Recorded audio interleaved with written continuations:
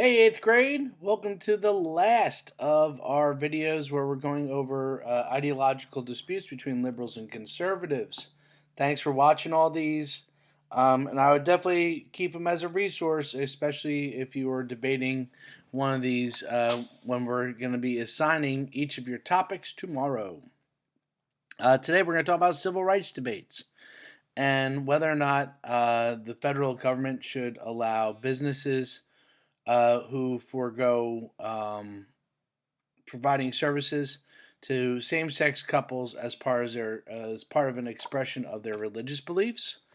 And then we're also going to look at the question of whether or not healthcare is a human right and whether or not the government should provide healthcare insurance to all of its citizens. So let's get into some civil rights issues. The first debate we're going to look at is whether or not the federal government should allow businesses to forego providing services to same sex couples as a part of an expression of their religious beliefs.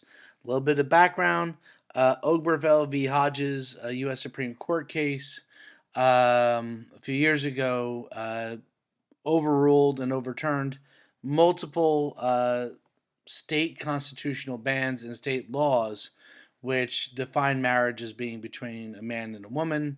They said that the 14th Amendment, equal protection under the law, was being violated, and same sex marriage, after being illegal in many parts of the country throughout our existence, became the law of the land, not just in some states.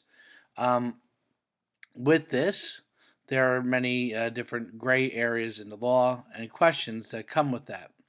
And many conservatives argue that conservative business owners or religious business owners should be allowed to forego providing business to same sex couples as part of their exercising of their religious beliefs.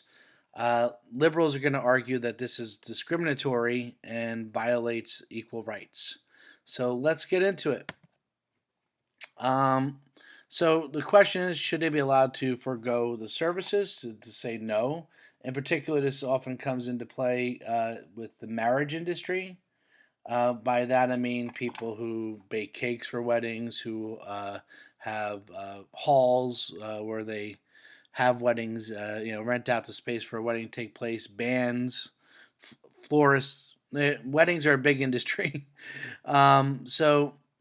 The conservatives are going to say yes, they should be because this is religious freedom. Obergefell v. Hodges overturned the laws barring state marriage, and this ruling, they argue, overturned the democratically elected and enacted uh, laws and bills and constitutional amendments in the states that reflected the majority of the people in those states that opposed same sex marriage on religious grounds. So these laws were democratically elected, democratically supported. The majority of the residents in these states supported and voted for either representatives or for measures to do this. Um, and the U.S. Supreme Court now overturned their democratic will. And as a result of the nationwide legalizing of same sex marriage, many people who disagree with it were placed in legal jeopardy for choosing to continue to exercise their religious beliefs and not take part in something they feel is religiously wrong. Um, Many owners and employees of businesses which are part of the marriage industry in particular felt conflicted. U.S. Supreme Court dealt with a case of a baker in Colorado who was approached by a same sex couple to make a cake for their wedding. He refused, said he couldn't on religious grounds. They sued him on grounds of being discriminatory. So many of these issues come from cases like that.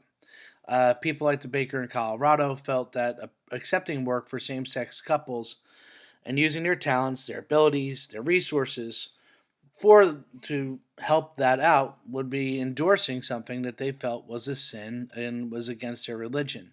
And they felt doing these jobs would go against their faith, and in turn, that they would be committing a sin themselves. and they feared that they could get sued and prosecuted for standing by their religious principles. And as mentioned, these fears became reality when they were. Um, and the people who are taking a stand on not providing the services on religious grounds felt that they, in turn, were being discriminated against, that they were being punished for their religious beliefs. So they argue that forcing businesses to perform services for which they see as a sin is a violation of the free exercise clause of the First Amendment. The government can't punish you for choosing not to take part in something that is government mandated because of your faith. Think of West Virginia v. Barnett, where the government was punishing students for not saying the pledge.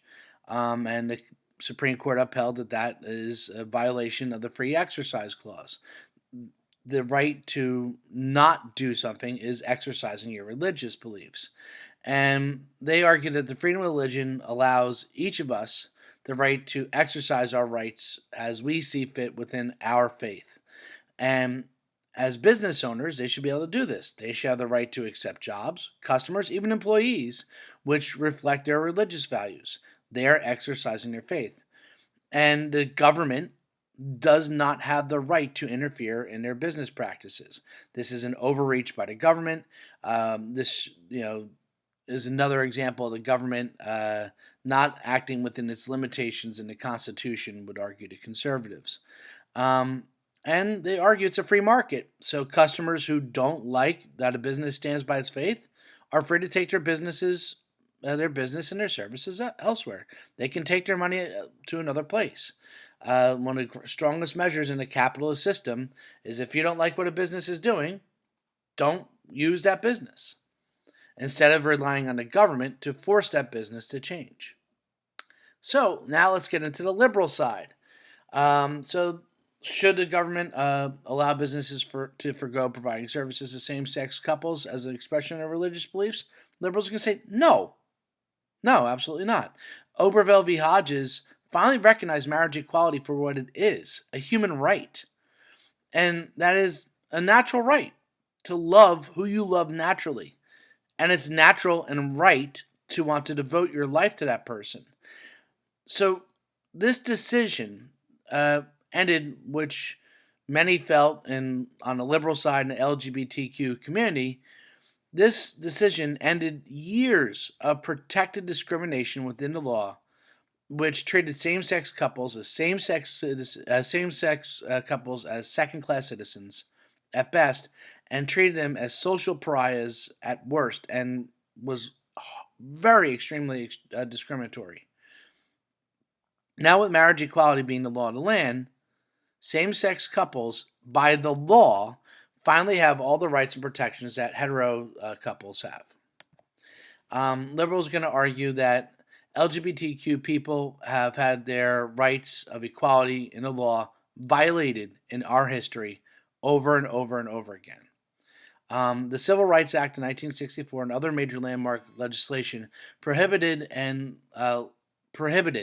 legalized, and protected acts of discrimination carried out by many businesses in the Jim Crow South. Think of, I don't want to serve you in my restaurant because of your race. I don't want to have you in my hotel because of your race. I don't want to have you living in my neighborhood. I don't want you to be sold houses in my neighborhood because of your race. Bigotry in business in any form is a violation of human rights, argued the liberals. Yet today, the federal law doesn't expressly prohibit discrimination based on sexual orientation and gender identity in fields like employment, housing, and access to services. They're going to argue that this is not equal protection in the law. The 14th Amendment must be upheld. Same-sex couples have the natural right to equal service as everybody else, and this should be protected within the 14th Amendment. They're going to argue that businesses that refuse to serve same-sex couples are using religion as a cover for obvious discrimination against their sexuality. And they're going to also point out that religious objections have been cited as an excuse to violate human rights throughout U.S. history. Religion was cited as a reason to allow slavery. Racial and gender-based discrimination all were provided with religious justifications by those who wanted to continue and support them. Liberals are going to argue that it was wrong then, it's wrong now. Religious beliefs do not give one the right to violate other people's rights of equality. And therefore, argue the liberals, these businesses should not be allowed to forego providing services. That's issue number one. Next, we're going to talk about whether or not healthcare is a right.